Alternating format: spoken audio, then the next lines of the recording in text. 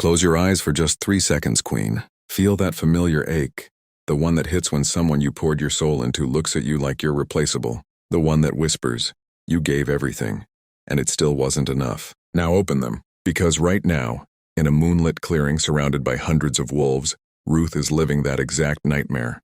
The alpha she's loved since she was a barefoot teenager, the man she cooked for at 2 a.m., knelt for without hesitation, would have walked into fire for steps forward under the full moon.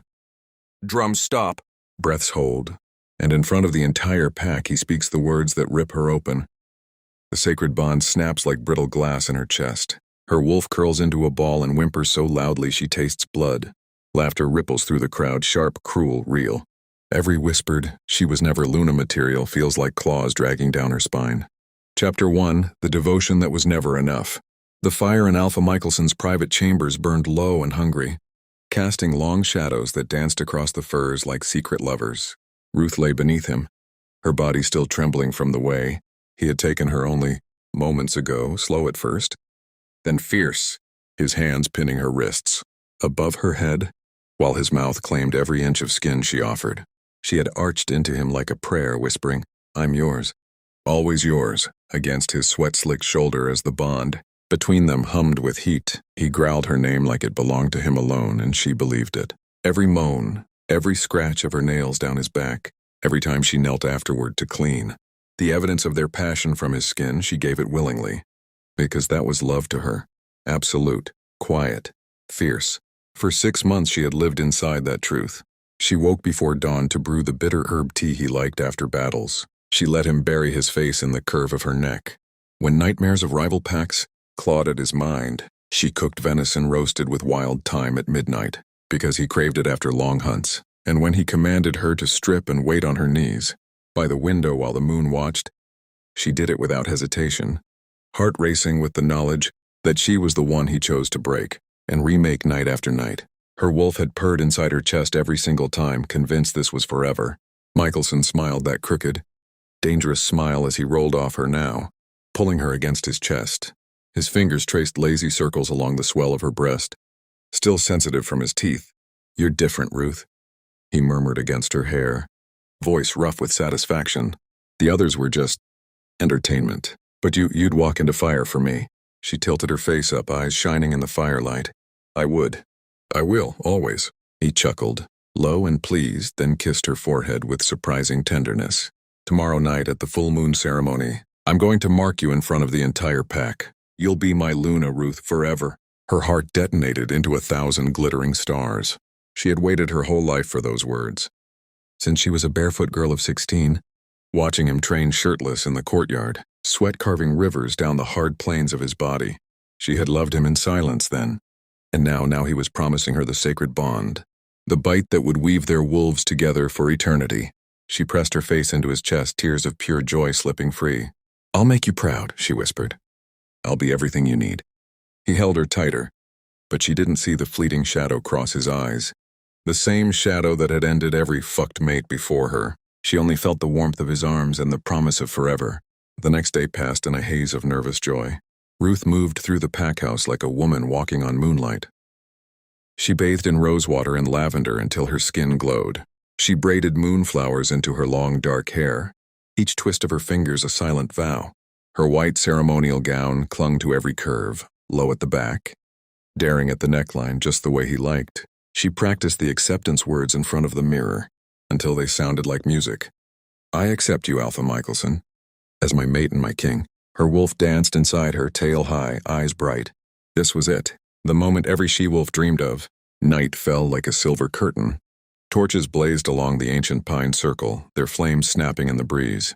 Drums thundered deep and rhythmic, vibrating through the earth and into Ruth's bones. Every wolf of the Blackthorn pack stood shoulder to shoulder, eyes gleaming with anticipation. Whispers rippled. She's finally getting her mark. Our Luna at last. Ruth stood at the center, bare feet on cool moss, heart hammering so loudly she was sure the moon could hear it. The air tasted of pine resin, wild magic, and hope. Michelson stepped into the circle, tall, broad, every inch the alpha she had worshipped in silence and screamed for in pleasure. His black ceremonial robes clung to the powerful lines of his body, the same body that had pinned her down so many nights. He looked at her, For one breathless second, Ruth saw the man she loved, the one who had held her after every storm.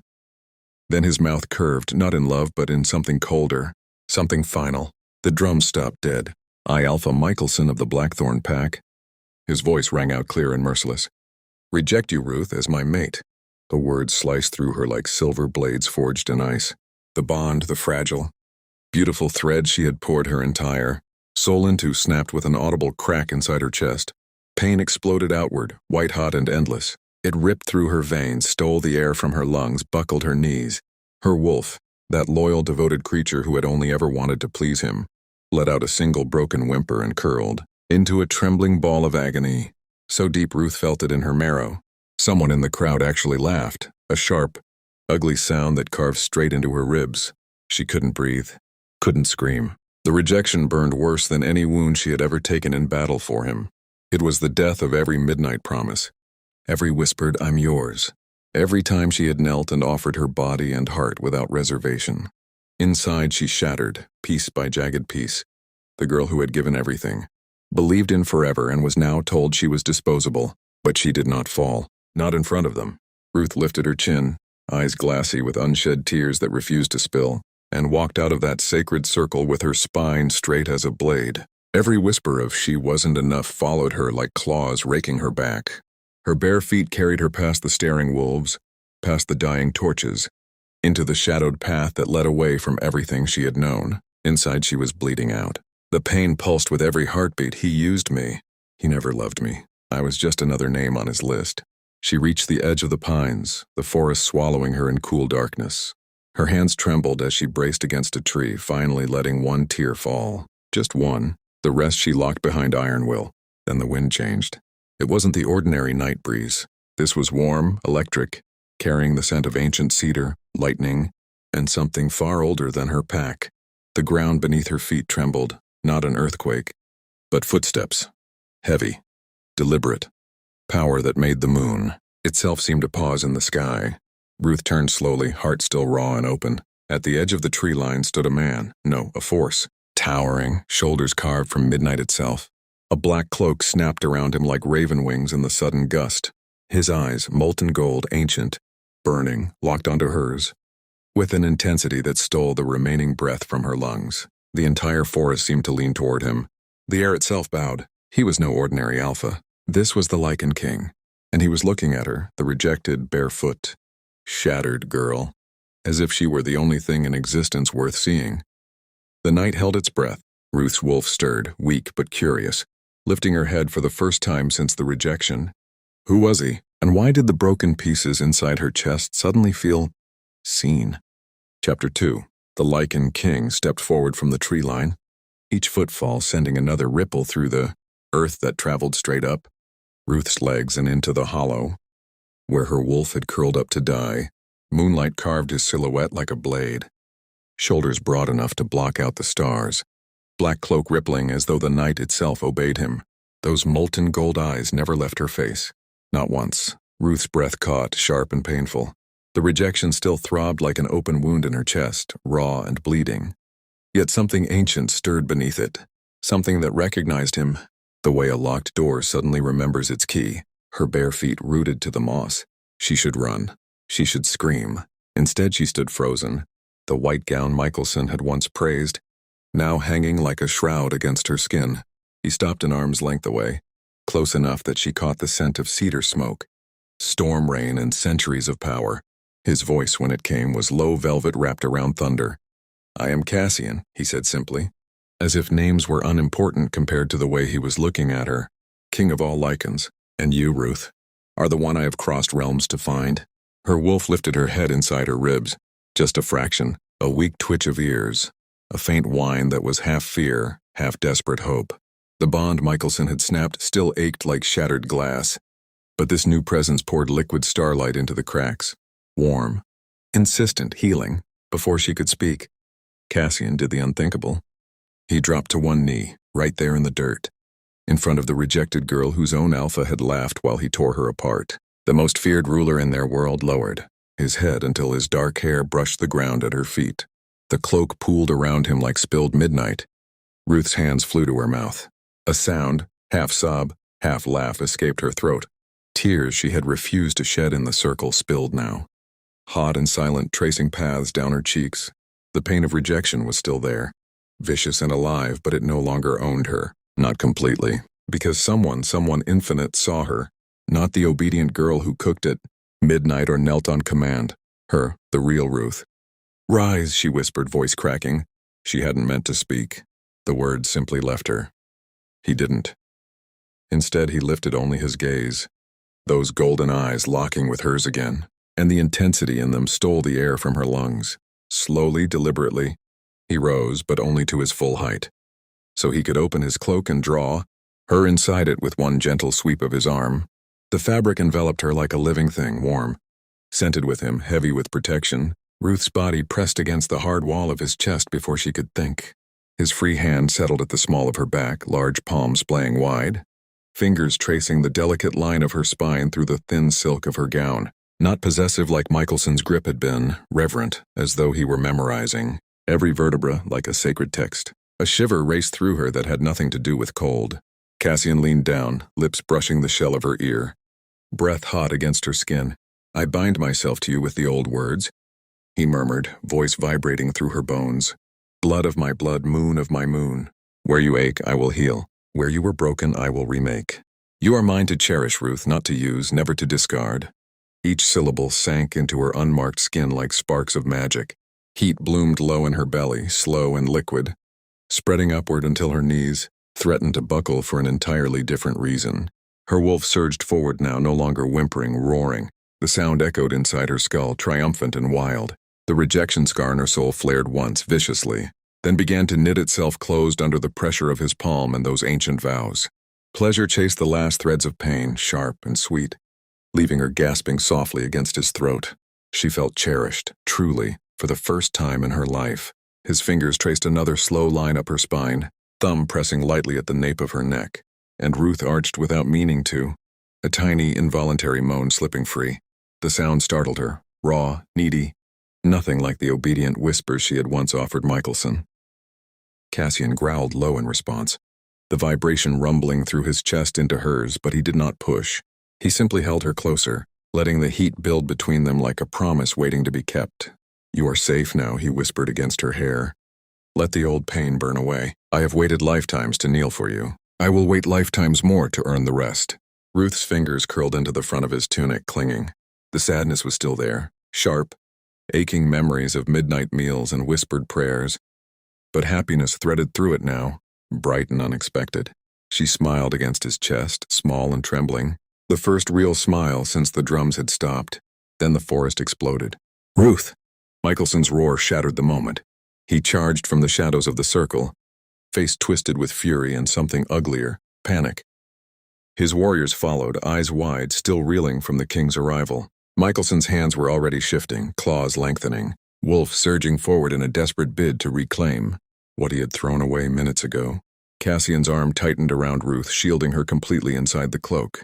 He did not flinch. With Ruth still pressed to his chest, he simply raised his free hand. One word left his lips, calm, absolute, laced with power that made the air itself bow. "Kneel." The command slammed outward like a thunderclap. Every wolf in the Blackthorn pack, including Michelson, hit the ground as though an invisible mountain had landed on their shoulders. Warriors dropped mid-stride. The alpha who had rejected her slammed face first into the dirt, claws scraping uselessly, a strangled snarl dying in his throat. Even the trees seemed to bend lower. Ruth's heart stuttered. She peeked out from the safety of Cassian's cloak, eyes wide. Her former pack, her home, her family, the only world she had ever known, lay prostrate before her new king. Before her. Michelson lifted his head just enough to meet her gaze. His eyes were wild, desperate. "Ruth, please." Cassian's voice cut through the night like a blade. "She is no longer yours to beg from." Ruth's stomach twisted. The happiness still sang in her veins, warm and bright. But a new fear coiled beneath it. This power, this bond. It had just cost her everything she had grown up believing was permanent. Could she truly leave the only home she had ever known? Would the pack she once served now see her as traitor or queen? Cassian's hand never left her spine, steady and reassuring, but his next words hung in the air like a question only she could answer. "Come with me, my queen," he said softly for her ears alone. "Or stay, and watch what remains of your old life burn." Her wolf howled inside her chest, torn between the safety of the past and the wildfire promise of the future. The choice loomed, sharp and immediate, and the night waited, breathless for her answer. Chapter 3: Shadows of the Rejected Alpha. Ruth's wolf howled inside her chest, torn between the safety of the past and the wildfire promise of the future. The choice loomed, sharp and immediate, and the night waited, breathless for her answer. She looked down at Michelson, face pressed into the dirt, claws digging useless furrows, the same powerful body that had once pinned her wrists and growled her name, now reduced to a trembling heap. The sight should have brought triumph. Instead, it twisted like a knife in the old wound. Every midnight she had cooked for him, every time she had knelt and taken him deep, while whispering she would die for him. The memories flooded in uninvited, his crooked smile against her throat, the way he had laughed softly after using her body and then rolled away without a backward glance. Pain lanced through her again, fresh and vicious, mixing with a hot surge of anger she had never allowed herself before. "You made me believe I was nothing. You made me love you while you planned to break me." Her gaze lifted to Cassian. Those molten gold eyes held no mockery, no calculation, only quiet, ancient patience. His hand remained steady at the small of her back, thumb tracing the slowest, most reverent circle against her spine, as if reminding her she was already held. "I choose you," she said, voice low but clear, each word a deliberate step away from the girl who had once begged for scraps of affection. "Take me away from this." Cassian's smile was small, devastatingly tender. He pulled the cloak tighter around her, shielding her from every staring eye still pinned to the ground, and turned without another word. The forest parted for them like it had been waiting centuries. Behind them, the pack remained frozen and forced. "Obeisance," Michelson's broken snarl, the only sound fading into the pines. They walked in silence at first, his long strides matched to hers, the night air cool against her flushed cheeks. Ruth's heart hammered with equal parts terror and giddy relief. She was free. She was chosen. Yet every footstep echoed with guilt. Was I truly so disposable? Did I give too much, love too blindly? And now, am I worthy of a king who kneels? The intellectual weight of it pressed on her chest. He was not just any ruler.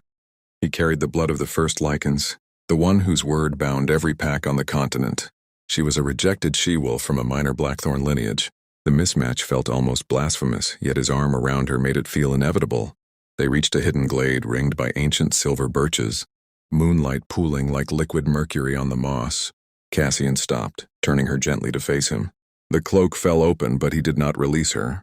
Instead, he lifted her wrist, still unmarked, still carrying the phantom ache of Michelson's broken promise, and brought it to his lips. "This will hurt for a breath," he murmured, voice husky with restraint. "Then it will burn into something far sweeter. Let me heal what he shattered." Ruth's pulse jumped under his thumb. She should have pulled away. Instead, she nodded, breath already shallow.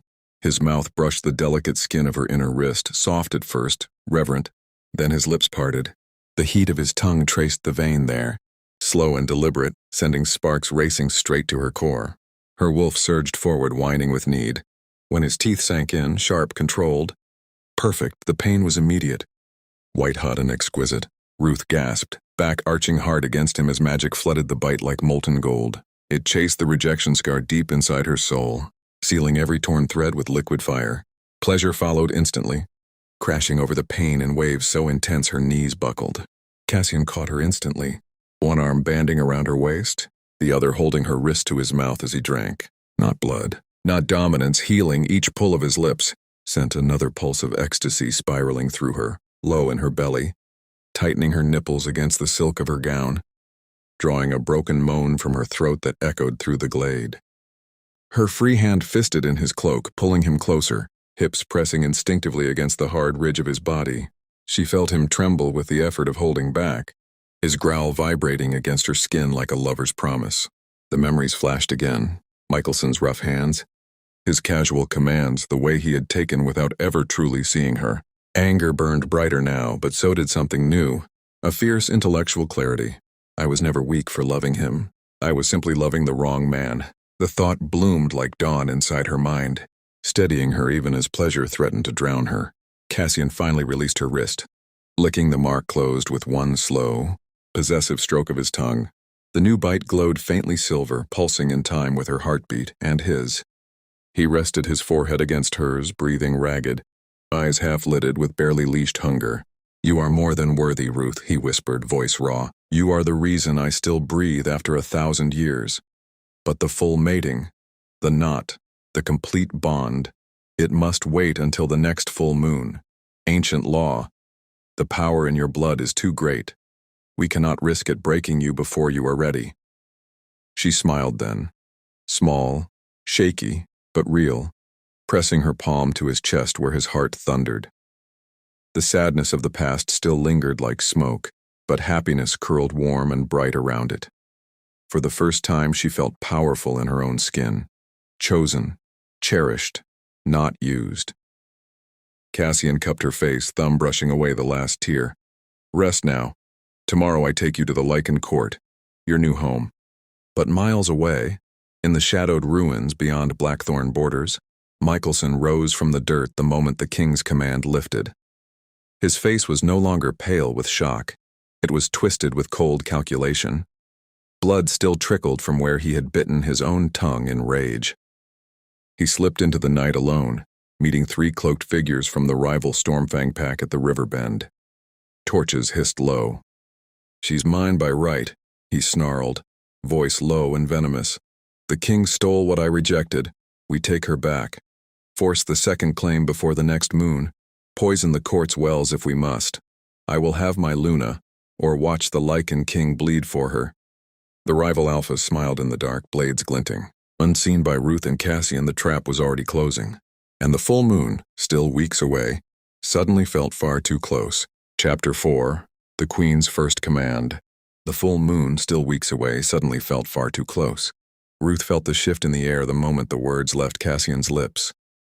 The glade, moments ago warm with healing magic and the slow burn of new desire, now carried the faint metallic tang of danger. She pulled back just enough to search his face. Those golden eyes held steady, but a shadow flickered there. Concern, not for himself, but for her. "Ancient law?" she repeated softly, voice still husky from the bite that still throbbed sweetly on her wrist. "You mean, we can't finish the bond until then?" Cassian's thumb brushed her lower lip, a touch so light it made her shiver.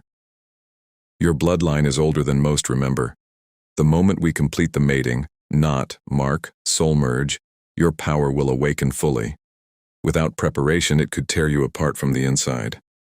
I will not risk that. Not even for the centuries I've waited." She swallowed, the intellectual weight settling heavier now. She had always known she was different, stronger healing, sharper instincts, but never this. A forbidden prophecy. A queen whose rise could either crown the Lycan realm in light or drown it in shadow. The girl who once measured her worth by how perfectly she obeyed Michelson now carried the fate of thousands in her veins. The thought was terrifying, and strangely, exhilarating. "Then teach me," she said, chin lifting. "Show me what I am. I won't be fragile anymore." Cassian's gaze darkened with pride. "You never were." He took her hand and led her deeper into the birch grove until they reached a small stone altar half buried in moss and moonlight. Ancient runes glowed faintly along its edges, symbols she had never seen, yet her blood recognized them instantly. Her wolf stirred, alert, eager. "Place your palm here," he instructed, guiding her hand to the center stone. The moment her skin touched it, power surged upward like a geyser of silver light. Visions flashed behind her eyes, wolves bowing under a blood-red moon, a woman who looked eerily like her standing crowned beside a king, then the same woman turning away, alone, radiant, unstoppable. The silver scar that had appeared on her neck during the walk here burned hot, pulsing in rhythm with the altar. Ruth gasped, staggering. Cassian caught her from behind, arms banding around her waist, chest solid against her back. "Breathe through it," he murmured into her hair. "Let it speak."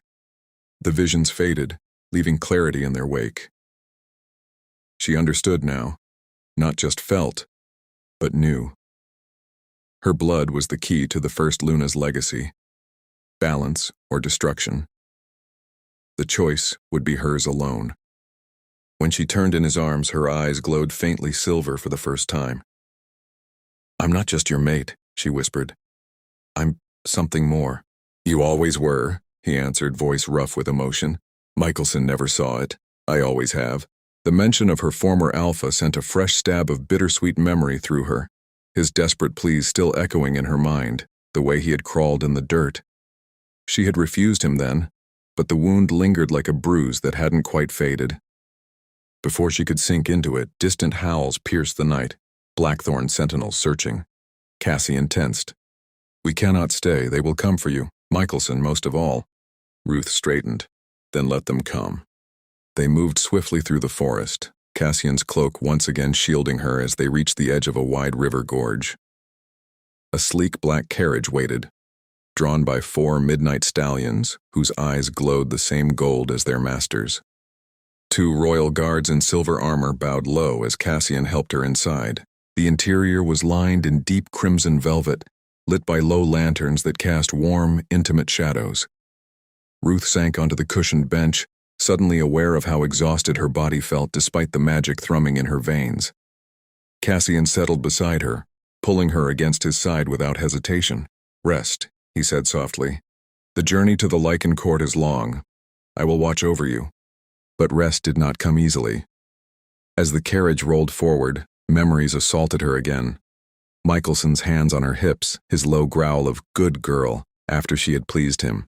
The way he had promised forever, only to snatch it away with a single cold sentence. Tears pricked her eyes, anger at him, sorrow for the girl she had been, shame that she had ever believed his lies. Cassian felt the tremor in her frame. Without a word, he cupped her face, thumbs brushing the damp trails on her cheeks. "Look at me, Ruth." She did. His gaze was steady fire. "You gave him devotion, he gave you cruelty. That does not make you weak, it makes you rare. And it ends tonight." He leaned in slowly, giving her every chance to pull away. She didn't. Their first real kiss was not gentle. It was hungry, reverent, centuries of waiting poured into one searing moment. His mouth claimed hers with slow, deliberate heat, tongue tracing the seam of her lips until she opened for him on a soft moan. He tasted like storm and starlight, like everything she had been denied. One large hand slid into her hair, tilting her head to deepen the angle while the other pressed low on her back, arching her against him until she felt every hard inch of his desire. Ruth's fingers dug into his shoulders, nails biting through fabric as pleasure coiled tight and hot in her core. She kissed him back fiercely, pouring every unspoken hurt, every shattered promise, every new spark of power into it. When his tongue stroked hers in a slow, claiming rhythm, she whimpered into his mouth, hips shifting restlessly against his thigh.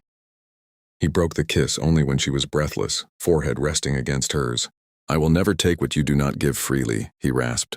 "But know this, when the moon is full and your power is ready, I will worship every inch of you until you forget any other name but mine." The promise sent fresh heat flooding her body. She smiled against his lips, small, fierce, queenly. "Then I look forward to forgetting." The carriage rolled on through the night. Hours later, just before dawn, they reached the outer borders of the Lykan Court. Towering obsidian gates rose ahead, carved with wolves and moons. Guards snapped to attention. But before they could pass, a lone figure stepped from the tree line, cloak torn, eyes wild. Michelson. He looked like a man who had run without stopping, hair disheveled, face gaunt with rage and something darker. Desperation. "Ruth!" His voice cracked across the distance.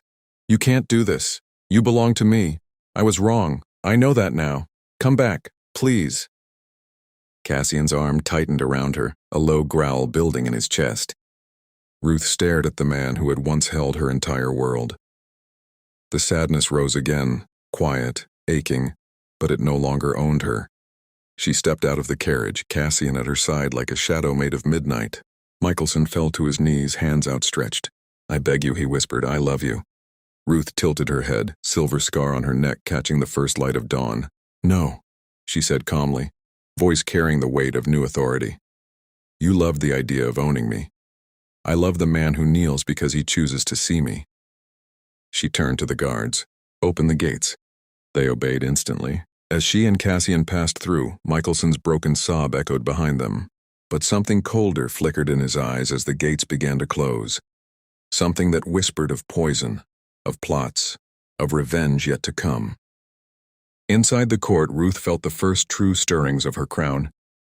Yet the full moon loomed closer, and with it, the silver scar burned brighter, warning of choices yet unmade. Chapter 5, Flames of Old Love. Inside the court, Ruth felt the first true stirrings of her crown. Yet the full moon loomed closer, and with it, the silver scar burned brighter, warning of choices yet unmade. The Lykan Court was not a palace of stone and gold. It was a living fortress carved into the heart of an obsidian mountain range, its spires twisting upward like frozen lightning, windows glowing with eternal blue fire. As the carriage rolled beneath the final arch, Ruth pressed her palm to the cool glass, breath fogging the pain. Towers of black crystal caught the dawn light and shattered it into rainbows that danced across her skin. Wolves, hundreds of them, lined the wide causeway in perfect silence. Silver-armored and motionless, eyes lowered in deference, not to Cassian, to her. The realization hit like a quiet thunderclap. She was no longer the barefoot girl who had walked out of a rejection circle. She was stepping into legend. Cassian's hand found hers, fingers threading through hers with steady warmth. "They have waited for you longer than I have," he said softly. The First Luna's bloodline was thought lost, until tonight. She squeezed his hand, drawing strength from the new silver mark on her wrist that still pulsed faintly in time with his heartbeat.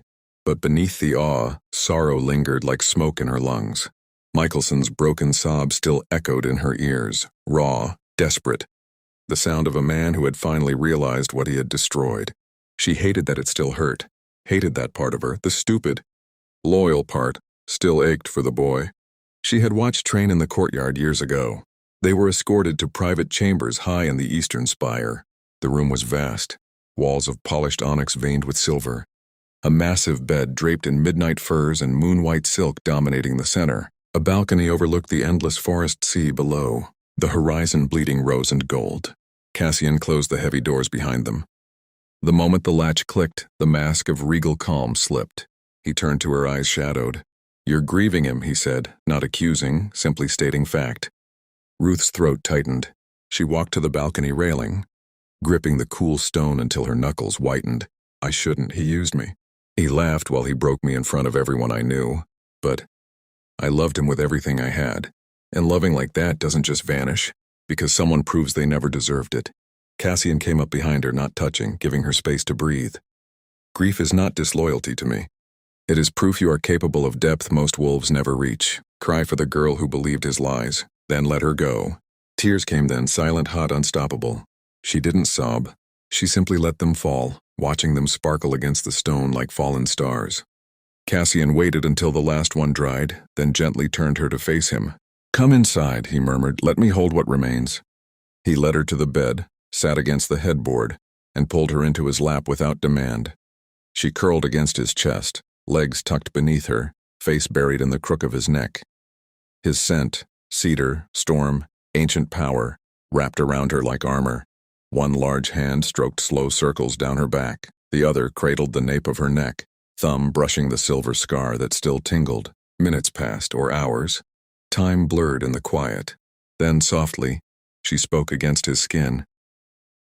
"He came to me in dreams last night, begging, crying, telling me he never meant to hurt me, that he was scared of how much he felt. I woke up hating myself for still feeling sorry for him."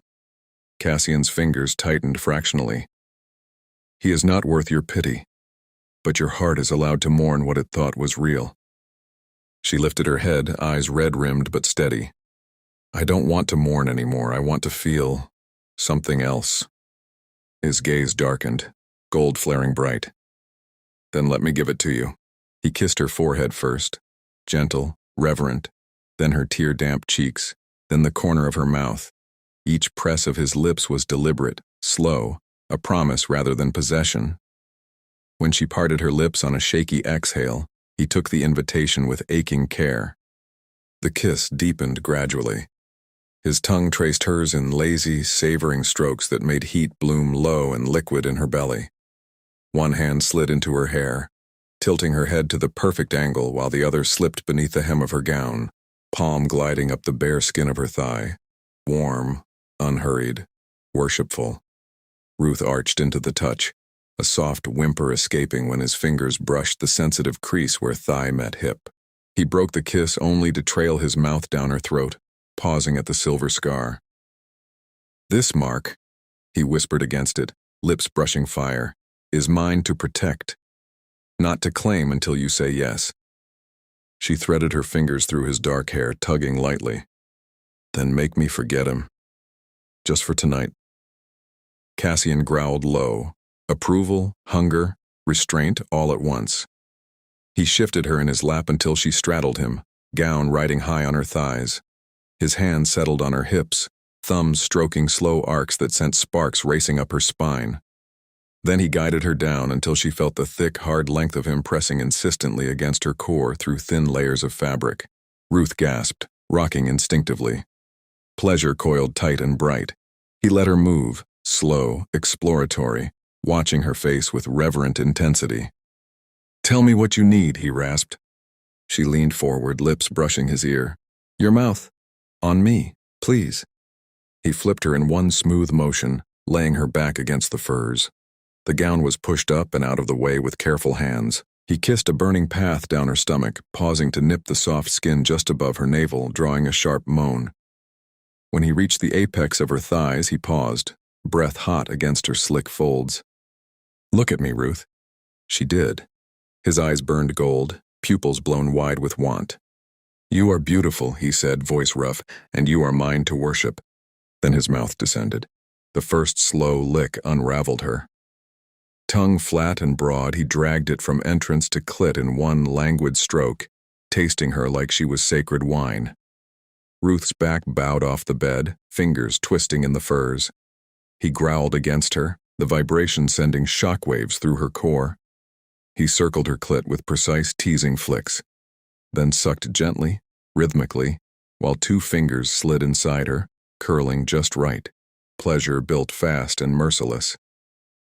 Memories of Michelson flickered his rough, impatient touches and shattered under Cassian's slow, devoted assault.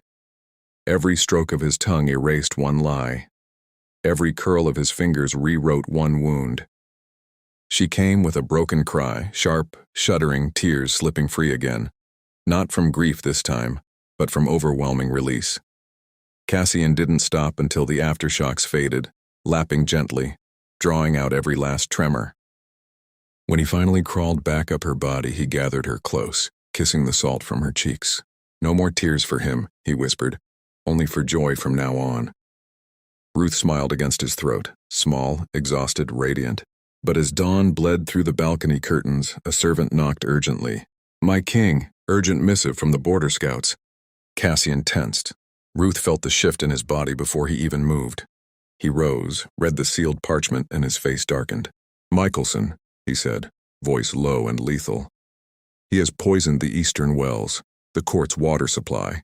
Symptoms are already appearing: fever, weakness. He left a message carved into the reservoir stone." Ruth sat up, heart slamming. "What does it say?" Cassian met her eyes, fury and fear warring in the gold. "Return my Luna or watch them all die in her name."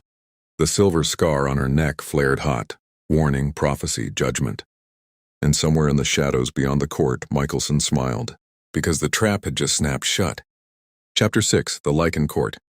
Because the trap had just snapped shut, the silver scar on Ruth's neck flared again. Hotter this time, a warning pulse that traveled down her spine like liquid mercury. She pressed her fingers to it instinctively, wincing as the burn settled into a low, insistent throb. Cassian was already moving, barking orders through the open door to the waiting guards. His voice carried the weight of command without ever rising in volume. "Seal the eastern aqueducts. Divert from the mountain springs. Now. Quarantine the affected wings. Healers to the great hall. And find me the master alchemist. We need antidotes before the fever spreads." The guards vanished like smoke. Ruth rose from the bed on unsteady legs, the afterglow of release still humming in her veins, now clashing painfully with the fresh surge of dread. She smoothed her gown with trembling hands. "How many are sick?" "Too many already," Cassian answered grimly, striding back to her side. He took her face between his palms, thumbs brushing the scar as if he could soothe its warning. But we stop it here. You are not facing this alone. She searched his eyes, gold darkened with fury and something deeper, something almost like fear. For her, for what this poison could unleash if her power awakened prematurely under duress. The intellectual clarity from the altar vision returned in sharp focus. Her blood could heal, or it could amplify. A single wrong choice, and the court could become a graveyard. Then let me help, she said. If my bloodline is tied to this, maybe I can… No. The word came out harsher than he intended. He softened it immediately, forehead pressing to hers. Not yet. Not until we know what toxin he used. Your awakening must be controlled. I will not lose you to haste. The refusal stung, but she saw the logic in it. She nodded once, jaw tight. Then show me the rest of this place. If I'm to be queen here, I need to know what I'm protecting. Cassian studied her for a long beat, then gave a small, proud smile. Come.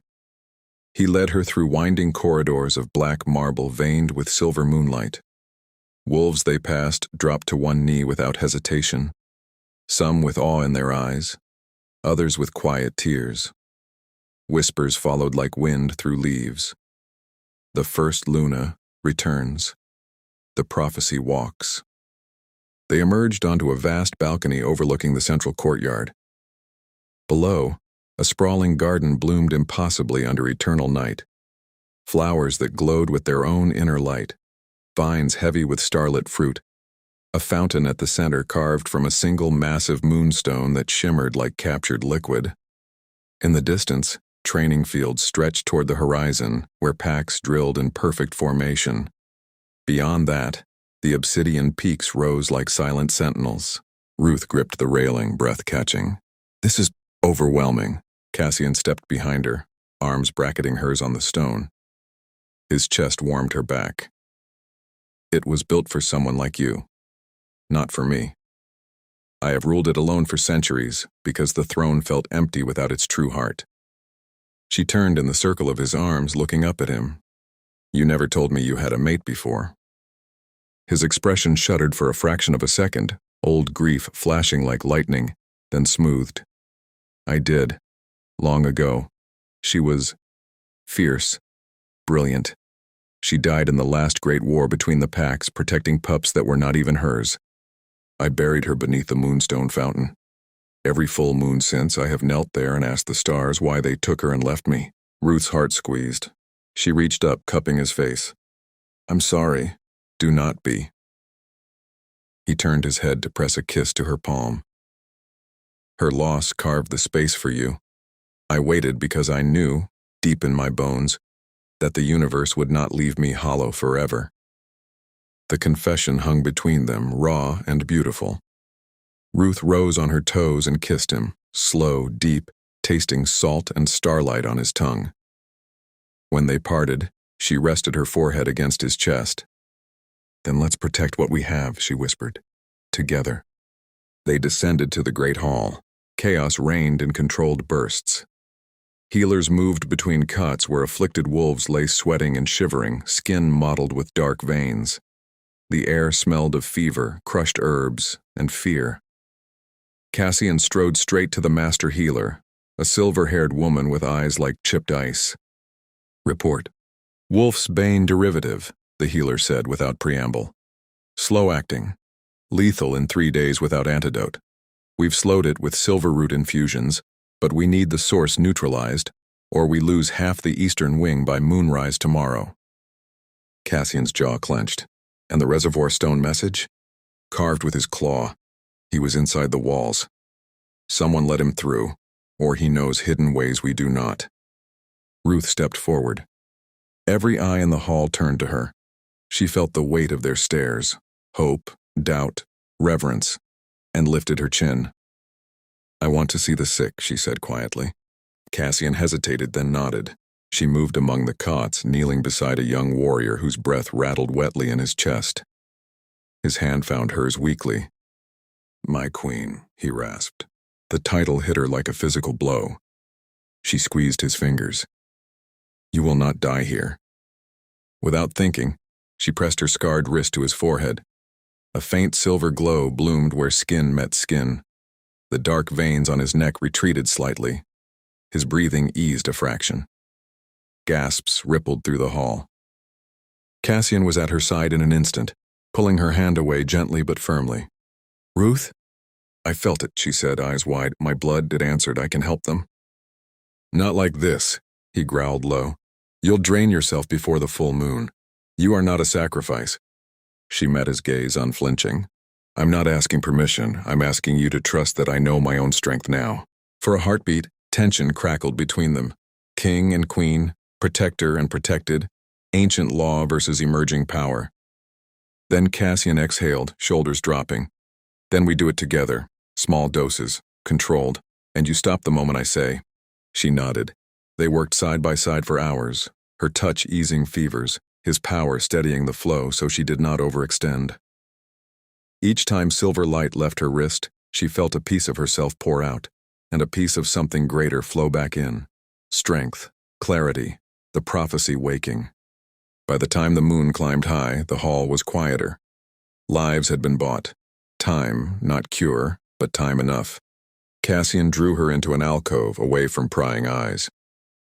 He pressed her gently against the cool stone wall, hands framing her face. "You were magnificent," he murmured, voice rough with pride and something darker, need. "And I am terrified of how much more you will become." Ruth smiled, tired but radiant. "Good, be terrified, and love me through it." He kissed her then, fierce, claiming, all the restraint of the day unraveling. His body pinned hers to the wall, hips rocking once in helpless want. She moaned into his mouth, fingers digging into his shoulders, legs parting instinctively. But he pulled back, breathing hard. "Tonight," he promised, voice wrecked. "In our chambers. The baths. I need to feel you against me. Wet, warm, alive. I need to remind myself you are here." Ruth's core clenched at the image. "Then take me there now." They barely made it to the royal baths before clothes began to fall. Steam rose from black marble pools fed by hot springs deep in the mountain. Lanterns floated on the water like captive moons. Cassian stripped her slowly, reverent, hungry, kissing every inch of skin revealed. When she stood bare before him, he shed his own tunic and trousers in one impatient motion, body hard and sculpted, cock thick and straining. He lifted her into the water as though she weighed nothing. Warmth enveloped them. He settled on a submerged ledge, pulling her astride his lap. Water lapped at her breasts as his mouth found them, sucking one nipple deep, tongue flicking until she arched with a cry. His hands roamed, sliding between her thighs, fingers circling her clit with maddening slowness while the other gripped her hip, guiding her to rock against his length. The friction was exquisite, slick and hot, building pressure that made her tremble. "Cassian," her voice broke on his name. "Say it again," he growled against her throat. "My name, only mine. Cassian." She sank down, taking just the tip inside her, teasing, torturing them both. "My king." He thrust up in one smooth, deep stroke, filling her completely. They both groaned, long, shattered sounds that echoed off the stone. He moved with controlled power, each roll of his hips driving deeper, water splashing around them in rhythmic waves. His mouth never left her skin, kissing, biting, worshipping. Ruth rode him with abandon, nails raking his back, head thrown back as pleasure coiled tighter and tighter. When she came, it was with his name on her lips and silver light flaring along her scar, bright, blinding, beautiful. He followed moments later, baring himself to the hilt, not swelling at the base as he pulsed inside her, marking her from within even if the full bond waited. They clung together in the steaming water, hearts hammering in tandem. For one perfect, suspended moment, the poison, the prophecy, Michelson, all of it faded. Then a sharp knock shattered the quiet, a guard's urgent voice through the door. "My king, the alchemist has identified the poison's origin. It bears the mark of the old Shadowbane line, the same line that killed your first mate." Cassian went rigid. Ruth felt the shift in him, old grief roaring back to life, and in the silence that followed, the silver scar burned once more. brighter, sharper, as though the past and future had just collided. Michelson had not acted alone. Someone inside these walls had helped him, and the betrayal was only beginning. Chapter 7, Betrayal in Moonlight. And in the silence that followed, the silver scar burned once more, brighter, sharper, as though the past and future had just collided. Michelson had not acted alone. Someone inside these walls had helped him. Ruth felt the burn travel from her neck down her spine like a cold chain tightening. She pushed out of the steaming water, droplets cascading down her bare skin, and reached for the nearest silk robe hanging on a heated stone pillar. Cassian was already moving, body still glistening, muscles coiled with lethal purpose, as he wrapped a dark towel around his waist and strode to the door. "Enter," he commanded. The guard who stepped inside was young, barely more than a boy, and his face was ashen. He dropped to one knee without meeting either of their eyes. "My king, my queen," his voice cracked. The Shadowbane sigil on the poison vials matches records from the archives. It was sealed in the royal vaults after the war. Only 3 keys exist. Yours, the High Chancellor's, and... He swallowed. The late Queen Alara's. Cassian went utterly still. Ruth watched the change ripple through him. The way his shoulders locked, the way his golden eyes darkened to molten brass, the way the air around him seemed to thicken with old, unhealed grief. She had felt that kind of stillness in herself the night of the rejection ceremony, the moment before everything shattered. "Alara is dead," Cassian said, each word carved from stone. "Her key was buried with her beneath the moonstone fountain. No one has touched it in 4 centuries. The guard's head bowed lower. "The vault seal was broken tonight. The key is missing." Cassian's hand clenched into a fist at his side. Ruth stepped forward, robe slipping slightly off one shoulder, and placed her palm flat against his chest, right over the place where his heart thundered too fast, too hard. "Cassian," she said quietly, "look at me." He did, slowly. The fury in his eyes was a storm held back by sheer will. "She died protecting innocence," Ruth continued, voice steady even though her own pulse raced. "If someone is using her memory now to hurt you, to hurt us, it is not her fault. It is theirs, and we will find them." For a long moment he said nothing. Then he covered her hand with his, squeezing once, hard, grateful, before turning back to the guard. "Double the guard on every archive and vault. Wake the High Chancellor. Bring him to the war room in 10 minutes. And summon the Shadowbane survivors still living in the outer courts. If one of their bloodline is involved, I want names. Now." The guard fled. Cassian exhaled roughly, then pulled Ruth against him, burying his face in her damp hair for one brief, desperate second. "I thought that wound had scarred over," he murmured against her temple. "Apparently not." She wrapped her arms around his waist, pressing her cheek to his chest. "Then let it bleed tonight. Let it remind you why you fight, but don't let it blind you." He pulled back just enough to look down at her. Really look. His thumb traced the silver scar on her neck, the one that had flared in warning moments ago. "You are right," he said softly. "As always." They dressed quickly. Ruth in a deep indigo gown edged with silver thread that shimmered like moonlight on water. Cassian in black leathers and the royal cloak that snapped like raven wings. Hand in hand they moved through the corridors toward the war room, the palace waking around them in urgent whispers and the clank of armored boots. The war room was a circular chamber deep in the mountain's heart. Walls lined with maps etched in glowing silver, a massive obsidian table at the center. The High Chancellor, an ancient wolf with white-streaked hair and eyes like chipped flint, was already waiting, flanked by 2 archivists clutching leather-bound tomes. He bowed low. "My king, my queen." The vault breach was silent. No alarms triggered. Whoever took the key knew the wards intimately. Cassian's voice was ice. Then it was someone who once had access. Someone trusted. Ruth felt the silver scar pulse again, sharper this time, almost painful. She pressed her fingers to it, frowning. "Something's wrong," she whispered.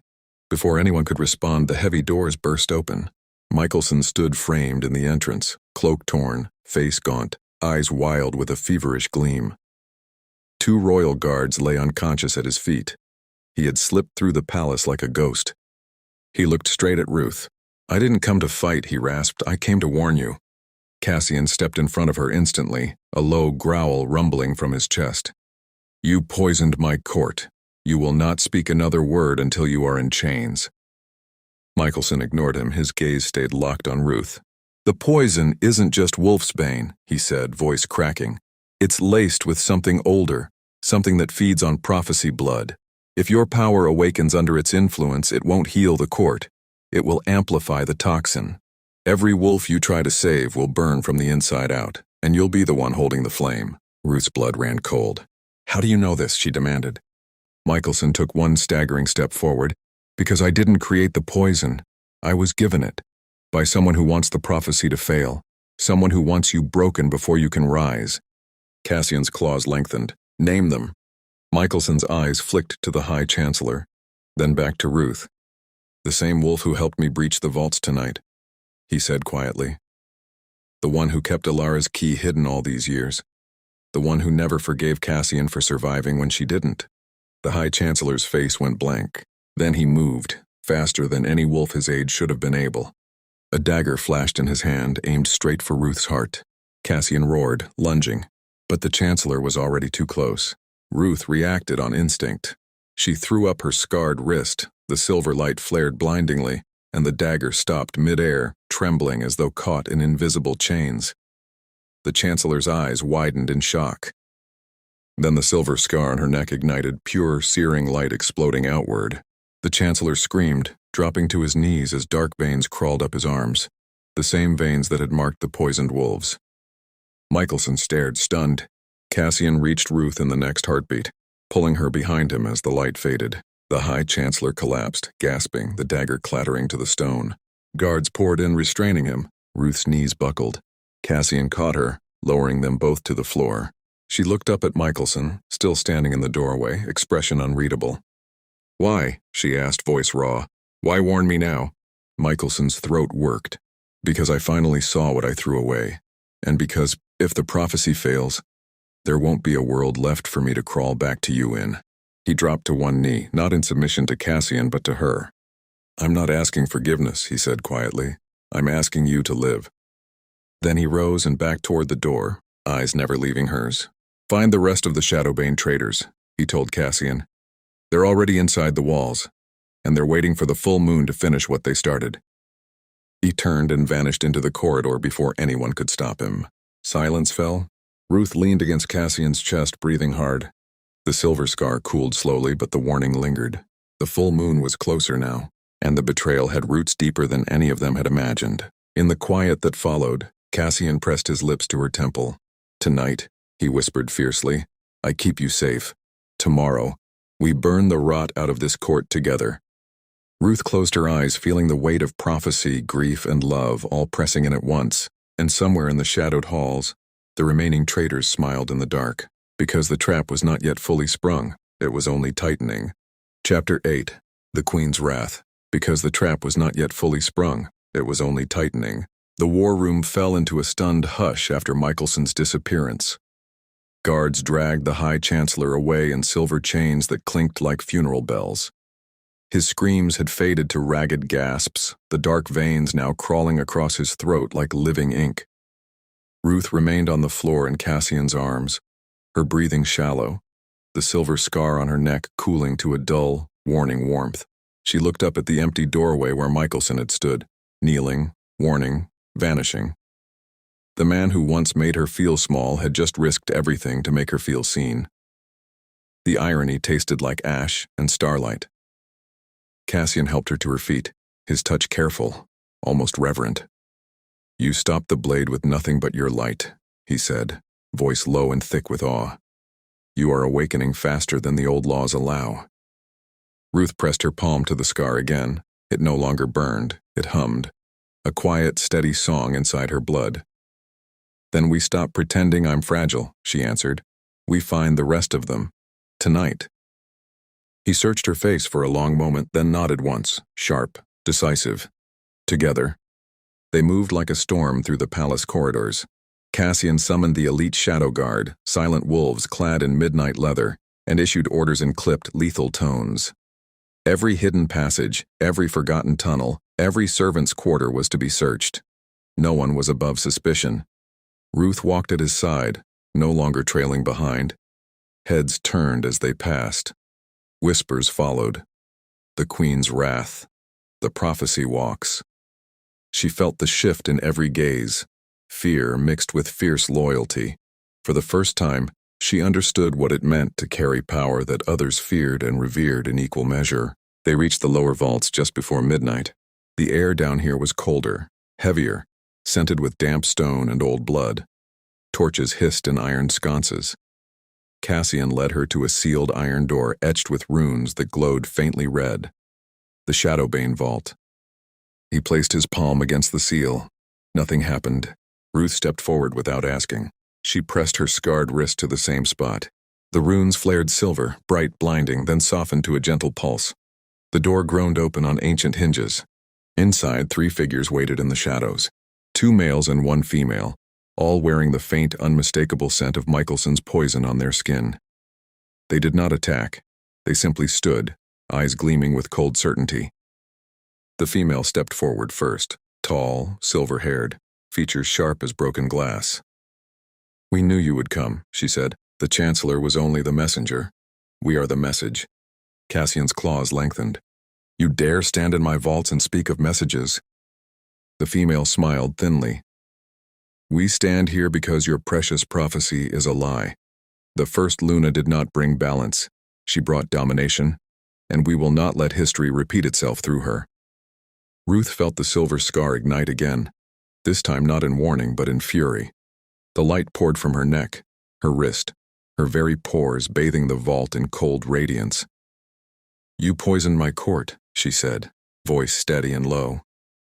"You used a dead queen's memory to hurt the man who loved her. You tried to kill me before I could even rise." The female laughed once, short, bitter. "We tried to save everyone from you." Ruth stepped closer, the light intensified with every heartbeat. "Then let me show you what you fear." She raised her hand. Silver light exploded outward, not destructive, not wild, but precise. It wrapped around the 3 traitors like liquid chains, pinning them to the stone walls. Their bodies jerked once, then stilled. The dark veins on their skin retreated under the glow, retreating like shadows before dawn. But Ruth did not stop there. She walked to each one in turn, to the first male. She pressed her palm to his chest. The light sank into him. His eyes widened as memories, his own, played across his face like lightning. Every choice that led him here, every lie he told himself to justify betrayal. Tears slipped down his cheeks. When she pulled away, he slumped, whispering, "Forgive me." To the second, the same. Light. Truth. Regret so deep it broke something inside him. He sobbed openly. To the female last, Ruth met her gaze without flinching. "You wanted to stop domination," Ruth said softly. "But you became the very thing you hated. You used fear, you used poison, you used grief." The female's lips trembled. "We had no choice." "You always have a choice," Ruth answered. She pressed her palm to the female's forehead. The light flooded in, gentler this time, searching. The female gasped, body arching as every buried wound, every twisted justification, every moment of doubt rose to the surface and burned away in silver fire. When it faded, the female slid down the wall, knees buckling, tears streaming. "I was wrong," she whispered. "Gods, I was so wrong." Ruth stepped back. The 3 traitors knelt, not in chains but in surrender. Cassian watched in stunned silence. Ruth turned to him, eyes still glowing faintly silver. "They live," she said. "But they answer to me now. Every secret, every name, every remaining plot. They give it freely, or the light comes again. And next time, it will not heal." He crossed the distance in 2 strides, cupped her face and kissed her, fierce, proud, trembling with emotion. "You are not just my queen," he rasped against her lips. "You are justice wearing moonlight." She smiled, small, fierce, exhausted. "Then let's finish this." They returned to the great hall at dawn. The afflicted wolves were gathered, hundreds now recovering, the poison retreating under the combined efforts of healers and Ruth's controlled light. Word of the vault confrontation had spread like wildfire. Ruth stood on the raised dais beside Cassian, no longer in a borrowed gown but in deep silver armor edged with black, crafted overnight by the royal forgers, fitted to her like a second skin. She addressed the court. No grand speech, no threats, just truth. I was rejected once, she said, voice carrying to every corner of the hall. Thrown away like something broken. I believed, for too long, that meant I was nothing. Tonight I tell you, I am everything. Not because a king knelt. Not because prophecy chose me. Because I chose myself. And I choose all of you. No more poison. No more shadows. No more fear. She raised her scarred wrist. Silver light bloomed, soft, warm, healing. It washed over the hall like a gentle tide. Fevers broke. Strength returned. Wolves who had been dying hours ago rose to their feet, eyes shining with tears and wonder. When the light faded, silence reigned, then erupted into howls of loyalty, of joy, of release. Cassian pulled her close, lips brushing her ear. Tonight we celebrate, he murmured. Under the moon, in the gardens. No more waiting, no more restraint. Ruth turned in his arms, smiling up at him, radiant, unstoppable. Then take me there, my king. As the sun climbed higher, the court prepared for victory. But in the deepest shadows of the palace, one last figure watched from a hidden alcove, a cloaked silhouette, eyes gleaming with cold calculation. Michelson had warned them, but he had not told them everything. Because the final piece of the trap, the one even he had not fully understood, was already in motion.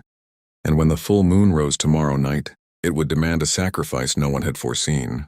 Ruth's victory was real. Her wrath was righteous. But the prophecy still whispered, balance or destruction, and the choice was coming faster than any of them knew. Chapter 9. War of Hearts. Ruth's victory was real. Her wrath was righteous. But the prophecy still whispered, balance or destruction, and the choice was coming faster than any of them knew. The victory celebration began at dusk in the moonlit gardens of the Lykan Court. Thousands of wolves gathered beneath the glowing vines and starlit blossoms. Lanterns floated like captured fireflies, casting golden pools across the grass. Music, deep drums and haunting strings, thrummed through the air. Vibrating in Ruth's bones, she stood on the central dais beside Cassian, silver armor traded for a flowing gown of midnight, silk that shimmered like spilled ink under moonlight.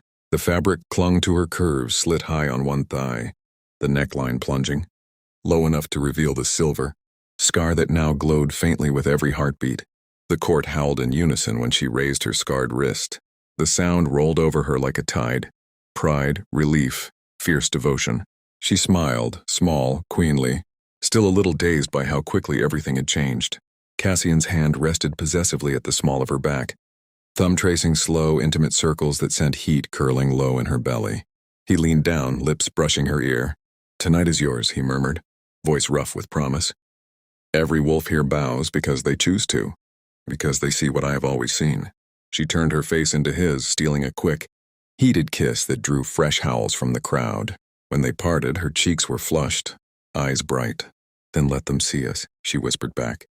They descended into the celebration together. Wolves pressed forward, not to touch, but to kneel to offer small tokens. Moonflowers braided into silver chains, vials of healing dew from the high peaks, carved obsidian pendants etched with protection runes. Ruth accepted each one with quiet grace, pressing her scarred palm to foreheads, letting silver light flow in gentle pulses. Fevers long gone. Strength renewed, every touch a reminder that she had chosen healing over vengeance. Yet beneath the joy, sorrow lingered like smoke. She caught glimpses of Michelson's face in her mind, gaunt, desperate, kneeling in the war room doorway. The man who had broken her had risked everything to warn her, and now he was gone again, vanished into the night like smoke. Part of her, the old, loyal part, ached for what might have been if he had chosen differently sooner. The grief was quieter now, not a scream, but a low, persistent hum. Cassian felt it. He always did. As the moon climbed higher, he drew her away from the main revelry, leading her through a hidden archway into a private garden grove. Here the vines were thicker, blossoms larger, glowing with their own soft light. A small pool reflected the moon perfectly, silver ripples dancing across black water. No guards, no eyes, just them. He pulled her against him, back to his chest, arms banding around her waist. Talk to me, he said softly. Ruth exhaled, leaning into his warmth. I keep seeing him. not the alpha who rejected me. The boy I loved before he learned cruelty. The one who laughed with me under the old oaks, who promised forever before he knew how easily he could break it. I hate that I still feel sorry for him. Cassian turned her gently to face him. His golden eyes were steady, shadowed with understanding. You loved deeply, he said. That does not make you weak. It makes you rare, and it is why I will spend every night for the rest of forever proving you were never wrong to want that kind of love, just wrong about who could give it. Tears pricked her eyes, not grief this time, but gratitude so sharp it hurt. Then prove it, she whispered. He did. He kissed her slowly at first, reverent, savoring tongue tracing the seam of her lips until she opened on a soft sigh. Then deeper, hungrier, as though he could pour centuries of waiting into every stroke. His hands roamed, sliding up her thighs through the high slit, cupping her bare ass, lifting her until her legs wrapped around his waist. Ruth moaned into his mouth, fingers threading through his dark hair, tugging hard enough to draw a growl from his throat. He carried her to the mossy bank beside the pool and laid her down gently, never breaking the kiss. The silk gown rode up as he settled between her thighs, the hard length of him pressing insistently against her core through thin layers of fabric. He pulled back only to look at her, eyes blown dark with want, breathing ragged. If this is our last night before the full moon, he rasped, I want to worship you like it might be. Ruth's heart stuttered. The prophecy's whisper echoed in her blood. Balance or destruction, a choice coming at moonrise tomorrow. She cupped his face, thumbs brushing the sharp line of his cheekbones. Then love me like you'll never let go, she said. He did. Clothes vanished in a rush of hands and heat. His mouth mapped every inch of her, kissing the silver scar on her neck until it glowed brighter, sucking marks into the soft skin of her breasts, trailing fire down her stomach. When he reached the apex of her thighs, he paused, breath hot against her slick folds. Look at me, he commanded softly. She did. His gaze held hers as he licked her, slow, deliberate, tongue flat and broad, savoring every tremor that ran through her body. Ruth's back arched, fingers twisting in the moss, hips lifting to chase the pleasure. He growled against her, the vibration sending shockwaves straight to her core, then focused on her clit with precise, relentless circles, sucking, flicking, lapping until she was shaking, pleading his name. When she came, it was with silver light flaring along her skin, bright, blinding, beautiful, her cry echoing through the grove like a song. Cassian drank her through every aftershock, tongue gentle now, drawing out the pleasure until she was boneless, trembling.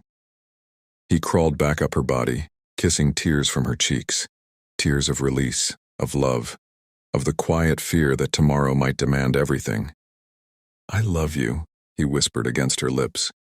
Not the prophecy, not the power. You, Ruth, the woman who chose herself when the world told her she was nothing. She wrapped her legs around him, guiding him to her entrance. Then show me, she breathed. He sank into her in one slow, deep thrust, filling her completely, stretching her in the most exquisite way. They both groaned, long, shattered sounds that mingled in the night air. He moved with deliberate power, each roll of his hips driving deeper, grinding against her clit with every stroke. Ruth met him thrust for thrust, nails raking down his back, drawing thin lines of blood that healed instantly under her silver light. The pace built, faster, harder, desperate. His knot began to swell at the base, pressing insistently against her entrance without locking. Not yet, not until the full bond tomorrow. But the pressure was enough to send her spiraling again, pleasure coiling so tight it hurt. Come with me, she gasped. He buried his face in her neck, teeth grazing the silver scar, hips snapping forward one last time. They shattered together, her cry mingling with his roar, silver light exploding outward in a soft corona that lit the grove like dawn.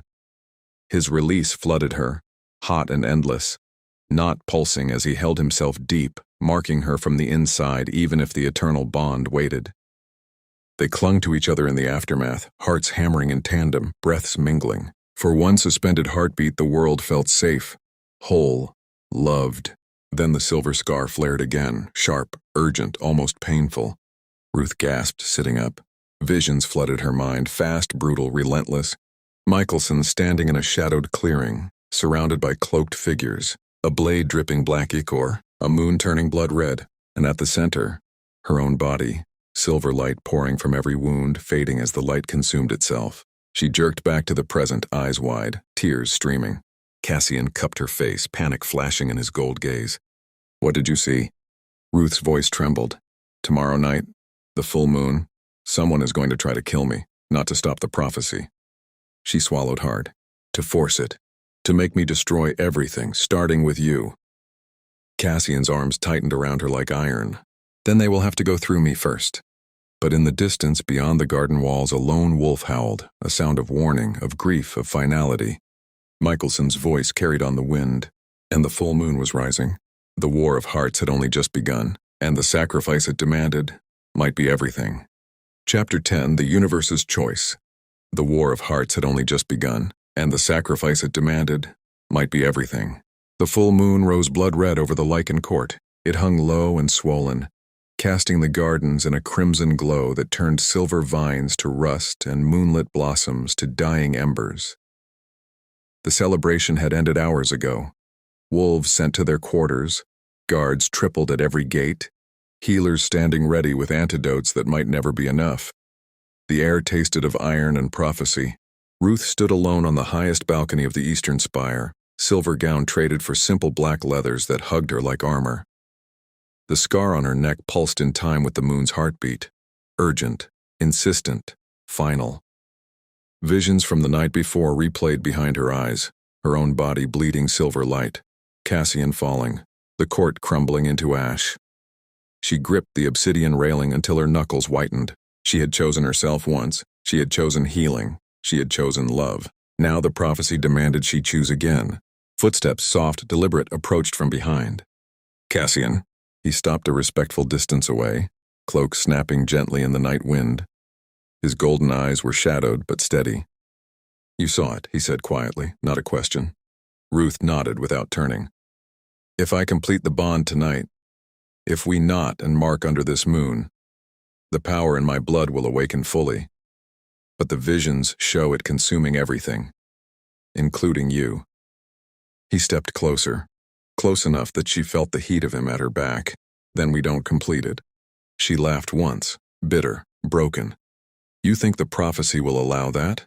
It's been waiting centuries. It's in my veins. It's in the scar. It's in every wolf who bowed to me tonight. If I refuse, the imbalance will tear the realm apart anyway. Balance or destruction. Those are the only doors." Cassian turned her gently to face him. His hands framed her face, thumbs brushing the tears she hadn't realized were falling. "Then let me be the sacrifice," he said, voice rough. "If the power needs a vessel to burn through, let it be me. I have lived long enough. I have waited long enough. I will not watch you burn for a throne I never wanted without you on it." Ruth's breath caught. "No." "Yes." His forehead pressed to hers. "I have buried one mate. I will not bury another. Not when I finally found the one who makes eternity feel too short." She shook her head fiercely, fingers curling into his tunic. "I won't let you die for me." "Then live for us," he whispered. "Choose the path that keeps you breathing, even if it means walking away from me." The words sliced deeper than any rejection ever had. She pulled back just enough to look at him. Really look. The man who had knelt in the dirt for a broken girl. The king who had waited lifetimes. The wolf who loved her not for power, but for the quiet strength she had finally learned to claim. "I love you," she said, voice cracking. "And because I love you, I choose neither door." His brows furrowed. "Ruth!" She placed her scarred palm over his heart. "The prophecy says balance or destruction. It never said I have to choose alone." Silver light flared, not violent, not consuming, but soft, searching. It flowed from her palm into his chest, tracing every vein, every scar, every century of grief. Cassian gasped, knees buckling, but she held him upright, light wrapping around them both like a cocoon. Visions flooded them simultaneously, not destruction, but possibility. A realm where power did not demand sacrifice, a bond that did not require blood to seal. A queen and king who ruled not because fate demanded it, but because they chose each other every day. The light pulsed brighter, brighter, then settled into a gentle glow that sank into their skin, leaving matching silver marks over their hearts. The blood moon flickered once as though startled. Then it softened back to pure silver. The prophecy had no answer for this, because Ruth had rewritten the question. She looked up at Cassian, eyes shining with tears and triumph. "I choose us," she whispered. "Not the throne, not the power, us. Every day, every moon, every lifetime." He stared at her, stunned, reverent, undone. Then he kissed her, not gentle, not restrained, fierce, claiming, eternal. Hands tore at clothes with desperate need. Leather parted, silk ripped. They fell to the balcony floor in a tangle of limbs and moonlight. Cassian lifted her thighs around his waist, pressing her back against the cool obsidian. He sank into her in one deep, shuddering thrust, filling her completely, not swelling instantly at the base. No waiting, no ancient law, just them. Ruth cried out, nails digging into his shoulders, hips rocking to meet every powerful stroke. The silver marks over their hearts glowed brighter with each thrust, light weaving between them like threads of starlight. He moved with centuries of pent-up hunger, deep, relentless, reverent. His mouth found her neck, teeth grazing the scar without breaking skin. "Mine," he growled against her pulse. "Always mine." "Yours," she gasped, head thrown back, "forever yours." Pleasure built like a storm, fast, overwhelming, inevitable. When she came, silver light exploded outward in a soft corona that lit the entire court below. Wolves lifted their heads, howling in awe as the power washed over them, not consuming, but healing, balancing, blessing. Cassian followed with a broken roar, not locking them together as he pulsed inside her, hot, endless, soul deep. The marks on their hearts flared once more, then settled into a gentle, permanent glow. They clung to each other as the aftershocks faded, breaths mingling, hearts beating in perfect sync. The blood moon had faded to silver. The prophecy had bent to their will. Down below, the court erupted in howls of joy, thousands of voices rising as one. Ruth smiled against Cassian's throat, small and radiant. "We did it," she whispered. He kissed her forehead, voice wrecked with emotion. "You did it. My queen. My love. My everything." They rose slowly, still joined, still glowing. Hand in hand, they stepped to the balcony edge. The entire court looked up, wolves, guards, healers, young and old, eyes shining with tears and wonder. Ruth raised their joined hands. No speech, just the truth. "We choose each other," she called down, voice carrying on the wind. "And we choose all of you. No more sacrifices, no more shadows, only light." The howls that answered shook the mountain itself. Cassian pulled her close, lips brushing her temple. "Forever starts now," he murmured. Ruth leaned into him, heart full, scars healed, power hers, not to destroy but to protect. And somewhere far beyond the court, in the shadowed pines, a lone wolf watched. Michelson. He stood motionless, face streaked with silent tears. He had lost her, but in losing her, he had finally understood what love could be. He turned away, disappearing into the night. Not to plot, not to beg, but to live with the quiet ache of a man who had learned too late, and to carry the hope that one day redemption might find even him. Above on the balcony, Ruth and Cassian stood crowned in moonlight, not by fate, but by choice, and they lived happily ever after, loudly, lovingly, unstoppably, like the universe had always intended.